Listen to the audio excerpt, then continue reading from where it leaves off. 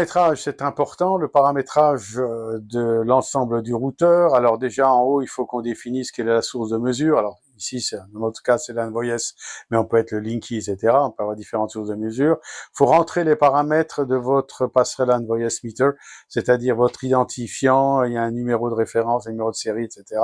à rentrer. Vous pouvez donner des petits noms à votre routeur, par exemple chauffe-eau, etc.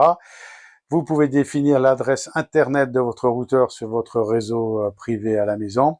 Et pour les fans de domotique qui utilisent des systèmes Commodix, Domotix ou Home Assistant, on peut envoyer toutes les informations via le protocole MQTT vers un serveur MQTT.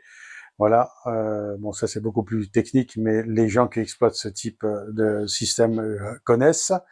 Voilà, et surtout quand vous programmez des nouveaux paramètres, n'oubliez pas de les sauvegarder. Et pour beaucoup d'entre eux, eh bien il va falloir resetter, appuyer sur le bouton reset ensuite. Par exemple, si vous changez l'adresse IP, etc., il faut appuyer sur reset pour faire redémarrer le SP32 avec la nouvelle configuration. Ici, la page des actions, c'est la page très importante sur laquelle il faut se concentrer, mais on n'y touche pas tous les jours. C'est simplement là où on va définir les actions à prendre en fonction des excédents d'énergie et en fonction de l'heure. Dans le premier bloc en haut, vous avez une zone rouge, par exemple, qui est adaptée pour un chauffe-eau où de 0h à 5h du matin, on force le chauffage. Au cas que la température ne soit pas suffisante, eh bien on chauffe avec le tarif de nuit.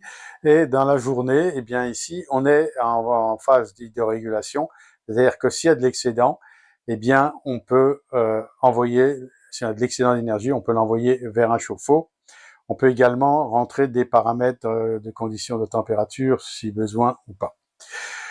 Ici, dans le deuxième bloc, nous avons par exemple un relais de chauffage, etc., qu'on peut enclencher ou mettre en route en utilisant des différentes sorties de SP32 sur lesquelles on peut brancher des relais si l'on a envie de commander des chauffages ou d'autres fonctions. Vous pouvez rajouter autant de blocs que vous voulez pour piloter votre système.